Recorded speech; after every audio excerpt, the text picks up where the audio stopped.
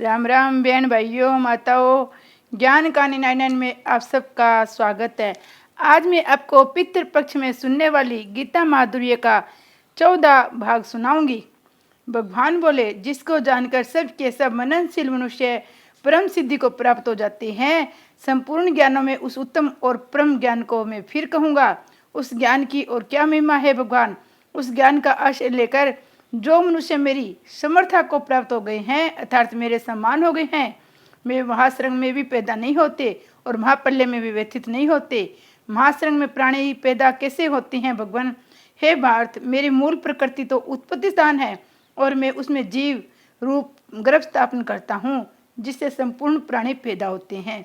अतः हे कौन्तेय, अलग अलग योनियों में जितने भी प्राणी पैदा होते हैं, उन सब की उत्पत्ति में माता के स्थान पर मेरी मूल प्रकृति है। बीज स्थापन करने के में पिता के स्थान पर मैं हूँ। आप सब जीवों के पिता है, तो फिर वे जीव बंधन में क्यों पड़ जाते हैं?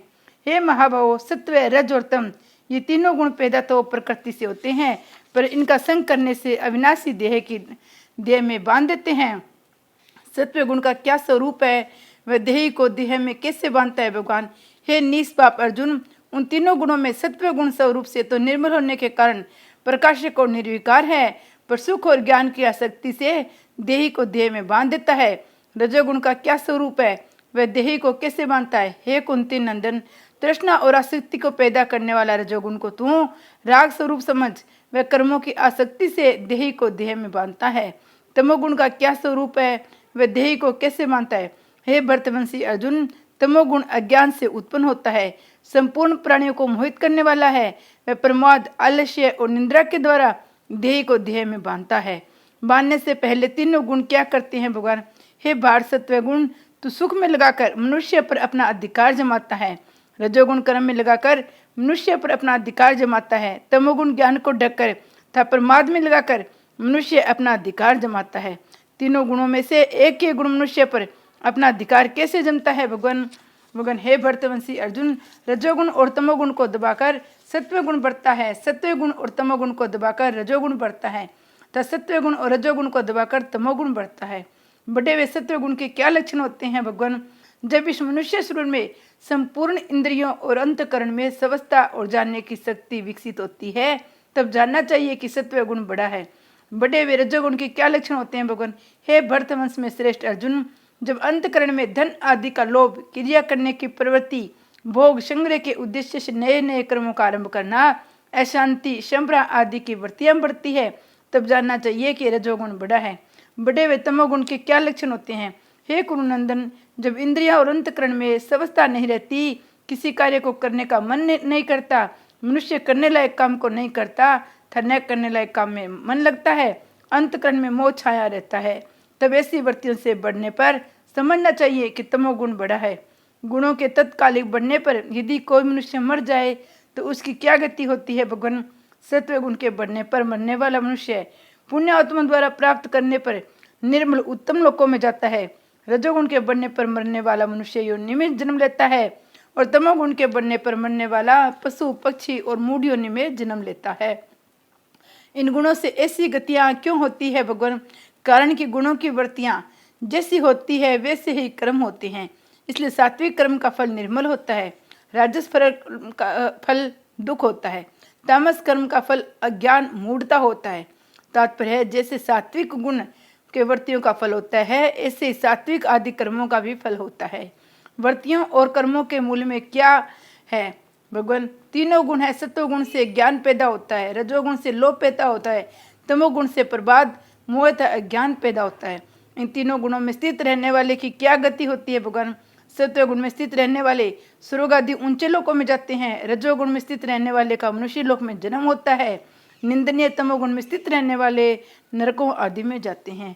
तो फिर आपको कौन प्रणाम करता है भगवान? कौन प्राप्त होता है आपको?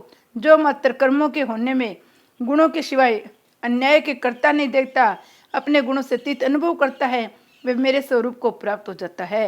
वे वेकी मनुष्य देह को उत्पन्न करने वाले इन तीनों गुणों को अतिमन करके जन्म, मृत्यु और वृद्धावस्था दुखों से मुक्त होकर अमरता का अनुभव करते हैं।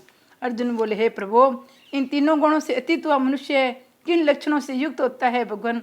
भगवान बोले, हे पांडव, सत्वगुण की प्रकाश, रजोगुण की प्रवृत्ति, तमोगुण की मोह। इन तीनों वृत्तियों के आने पर वह इनसे द्वेष नहीं करता, इनके न आने पर उनकी इच्छा नहीं करता। जो उदासीन की तरह रहता है, गुणों के द्वारा विचलित नहीं किया जा सकता, गुण ही गुणों में बरत रहे हैं ऐसा अनुभव करते हुए अपने स्वरूप में स्थित रहता है और से चेष्टा रहता है। गुणातीत मनुष्यों के आचरण कैसे होते हैं भगवान? उसके आचरण समता पूर्वक होते हैं। जो धैर्य पूर्वक मनुष्य अपने स्वरूप में निरंतर स्थित करता है, सुख दुख में मिट्टी के ढेले, पत्थर, श्रवण में इंद्रियां आदि के प्रिय, प्रिय में नाम की निंदा स्तुति में, शरीर में मान अपमान में, स्त्रु मित्र के पक्ष में सम रहता है, जो कामना आसक्ति को लेकर कोई नया कर्म आरंभ नहीं करता, वह गुणातीत कहा जाता है। गुणातीत होने का क्या उपाय है भगवान? जो मनुष्य अन्य भक्ति योग से मेरा ही भजन करता है, वह इन तीनों गुणों को अतिक्रमण करके ब्रह्म प्राप्ति का पात्र बन जाता है। भक्ति तो करे आपकी और पात्र बन जाए ब्रह्म प्राप्ति का, ये कैसे हो भगवान? भैया ब्रह्मा अविनाशी, अमृत, सनातन, धर्म, एकांतिक सुख का आश्रय है, अर्थात ये सभी मेरे ही नाम हैं। श्री कृष्ण भगवान ने की जय। 15 नंबर अध्याय। ब्रह्मा अविनाशी अमृत आदि का आधार आप है, तो फिर इस संसार का आधार कौन है भगवान? भगवान बोले, इस संसार वृक्ष का आधार आश्रय मैं हूँ। ये वृक्ष ऊपर की ओर मूल वाला था, नीचे की ओर शाखा वाला है। कल दिन तक में स्थिर न रहने के कारण इनको अस्वस्थ कहते हैं। यदि आदि अंत का पता न होने से प्रवाह रूप में नित्य करने के कारण इसको अव्यय कहते हैं। वेदों में आए हुए शय का अनुष्ठानों का वर्णन करके इस पत्ते कहे गए। ऐसा संसार वृक्ष जो व्यर्थ रूप है, वही वास्तव में वेदों के तत्व को जानने वाला है। ये संसार वृक्ष और कैसा है भगवान? ये संसार वृक्ष की सत्व, रज और तम, इन तीनों गुणों द्वारा बड़ी हुई शाखा है। नीचे, मध्य, ऊपर सभी लोकों में फैली हुई है। शब्द, सप्रस, रूप और रस, गंध, ये 5 विषय इस वृक्ष की शाखाओं की कोपले हैं। इन विषयों का चिंतन करना, नई नई कोपलों को निकालना है। परंतु इस वृक्ष की शाखाओं का मूल ये मनुष्य लोक है, क्योंकि इस मनुष्य लोक में किए हुए कर्मों का फल ही सभी लोगों को भोगा जाता है। इस वृक्ष का स्वरूप क्या है भगवान?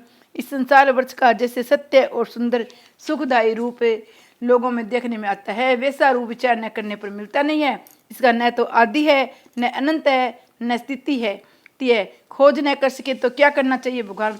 जिसको प्राप्त होने पर मनुष्य फिर लौटकर संसार में नहीं आते, जिससे अनादिकाल में ये सृष्टि फैली हुई है, उसी आदि पुरुष परमात्मा की शरण में जाना चाहिए। शरण होने से क्या होगा भगवान? शरण होने वाले मनुष्य मान, मोह और मोह से रहित हो जाते हैं। आसक्ति न रहने के कारण उनमें ममता आदि दोष नहीं रहते। वे नित्य निरंतर परमात्मा में स्थित रहते हैं। वे संपूर्ण कामनाओं से रहित हो जाते हैं। वे सुख दुख रूप द्वंद्वों से रहित होकर अविनाशी पद को प्राप्त हो जाते हैं। वह क्या करता है भगवान? वह क्या उनका मन का आश्रय लेकर स्रोत, त्वचा, चक्षु, रसना और नासिका, इन 5 इंद्रियों के द्वारा शब्द, स्पर्श, रूप, रस और गंध, इन 5 विषयों को राग पूर्वक सेवन करता है। तो फिर कौन जानता है भगवान? ज्ञान रूपी नेत्र वाले वे की मनुष्य ही जानते हैं। ज्ञान नेत्र किसके खुलते हैं, किसके नहीं खुलते हैं भगवान? जिन्होंने अपने अंतकरण को शुद्ध कर लिया, अर्थात नित्य प्राप्त महत्व कर लिया, ऐसे यत्नशील योग लोग तो अपने आप में स्थित तत्व को जानते हैं, अर्थात उनके तो ज्ञान नेत्र खुलते हैं। पर जिन्होंने अपना अंतकरण शुद्ध नहीं किया है, अर्थात सबत प्राप्त विवेक का आदर नहीं किया है, उस अविवेकी मनुष्य यत्न करने पर भी इस तत्व को नहीं जानते, अर्थात उनके ज्ञान नेत्र नहीं खुलते हैं। आप और क्या करते हैं भगवान? मैं पृथ्वी में प्रवेश करके अपनी शक्ति से संपूर्ण प्राणियों को धारण करता हूँ। मैं रस में चंद्रमा होकर संपूर्ण वनस्पतियों को पुष्ट करता हूँ। आप पुरुषोत्तम नाम से प्रसिद्ध है, तो इसमें मनुष्य को क्या लाभ है भगवान? हे भारत, जो मोह रहित भक्त मुझे इस प्रकार पुरुषोत्तम जानता है, वह सर्वज्ञ हो जाता है, अर्थात उसके लिए कुछ भी जानना शेष नहीं रहता। फिर वह सब प्रकार से केवल मेरा ही भजन करते हैं, अर्थात मुझ में ही लगा रहते हैं। जब ऐसी बात है तो सब आप में ही क्यों नहीं लग जाते भगवान? हे निष्पाप अर्जुन, मैंने जो आपसे बात तुम्हारी की है वह अत्यंत गोपनीय बात है। इसको जानकर मेरा भक्त ज्ञातव्य, कर्तव्य और मोह को प्राप्त हो जाता है। मैं तो अपनी इच्छा के अनुसार कुछ नहीं करना चाहता भगवान, आप ही बताइए कि मैं क्या करूं? तब तू मेरे इस संपूर्ण गोपनीय से गोपनीय परम वचन को फिर सुन। तो मेरा अत्यंत प्यारा है, इसलिए मैं तेरे हित की बात कहूँगा। वह हित की बात क्या है भगवान? तू मेरा भक्त हो जा, मुझ में ही मन वाला हो जा, मेरा पूजन कर, मुझे ही नमस्कार कर। ऐसा करने से तो मुझे ही प्राप्त हो जाएगा। ये मैं तेरे सामने सत्य प्रतिज्ञा करता हूँ, क्योंकि तू मेरा अत्यंत प्यारा है। अगर मैं ऐसा न कर पाऊँ तो भगवान संपूर्ण धर्मों का आश्रय छोड़कर तू केवल एक मेरी शरण प्राप्त कर, मैं तुझे संपूर्ण पापों से मुक्त कर दूंगा, तू चिंता मत कर। ये तो आपने बहुत सुगम और बढ़िया बात बताई भगवान, इस बात को मैं नहीं सबसे कहता हूँ क्या? नहीं नहीं भैया, इस अत्यंत गोपनीय बात को ऐसे इस मनुष्य को मत कहना। जो मेरा भक्त नहीं है उसको भी कभी मत कहना, जो इस बात को सुनना नहीं चाहता उसको भी मत कहना, और जो मुझ में दोष दृष्टि देखता है उसको भी मत कहना। पर इसके सिवाय आपने जो और बातें कही है उनको किससे कहना चाहिए? मेरे भक्तों से कहना चाहिए। जो मनुष्य मेरी पराभक्ति के उद्देश्य से इस परम गोपनीय गीता ग्रंथ को मेरे भक्तों में कहेगा वह निस्संदेह मुझे प्राप्त हो जाएगा। इतना ही नहीं, उसके समान मेरा अत्यंत प्रिय कार्य करने वाला भी मनुष्य में कोई नहीं होगा। इस भूमंडल पर उसके समान मेरा प्रिय भी कोई नहीं होगा। अगर कोई ऐसा कार्य न कर सके तो भगवान, जो मेरे और तुम्हारे इस धर्म में स्वाद का अध्ययन भी करेगा उसके द्वारा मैं ज्ञान यज्ञ से पूजित होऊंगा, ऐसा मेरा मत है। कोई अध्ययन न कर सके तो भगवान, दूसरी जो मनुष्य केवल श्रद्धा पूर्वक मेरे इस उपदेश को सुन भी लेगा वह भी संपूर्ण पापों से मुक्त होकर पुण्य कार्यों के ऊंचे लोगों को प्राप्त हो जाएगा। हे पार्थ, मैं तुमसे ये पूछता हूँ, क्या तुमने इस उपदेश को एकाग्रचित होकर सुना है? हे धनंजय, क्या तुम्हारा अज्ञान से उत्पन्न मोह नष्ट हुआ? अर्जुन बोले, अच्युत, मेरा मोह नष्ट हो गया और समृद्धि प्राप्त हो गई है, पर यह सब हुआ है आपकी कृपा से, उपदेश सुनने से नहीं। मैं संदेह रहित होकर स्थित हूँ, अब मैं आपकी आज्ञा का पालन करूंगा। संजय बोले, हे राजन, इस प्रकार मैंने भगवान वासुदेव और महात्मा अर्जुन का रोमांचकारी अद्भुत संवाद सुना। यह स्वाद तुम्हें सुनने को कैसे मिला संजय? ये अत्यंत गोपनीय स्वाद मैंने व्यास जी की कृपा से साक्षात योगेश्वर भगवान श्री कृष्ण के कहते कहते सुना है, परंपरा से नहीं। इस स्वाद को सुनने से तुम्हारे पर क्या असर हुआ संजय? हे राजन, भगवान श्री कृष्ण और अर्जुन के इस पवित्र और अद्भुत स्वाद को याद कर करके मैं बार बार हर्षित हो रहा हूँ। हर्षित होने का क्या कारण है संजय? हे राजन, भगवान श्री कृष्ण के उस अत्यंत अद्भुत विराट रूप को याद कर करके मुझे बड़ा आश्चर्य हो रहा है, मैं बार बार हर्षित हो रहा हूँ। अब तुम किस निर्णय पर पहुंचे हो संजय? जहाँ योगेश्वर भगवान श्री कृष्ण है, जहाँ गांडीव धनुषधारी अर्जुन है, वहीं श्री विजय विभूति और अचल नीति है। ये मेरा निश्चय है। श्री कृष्ण भगवान की जय।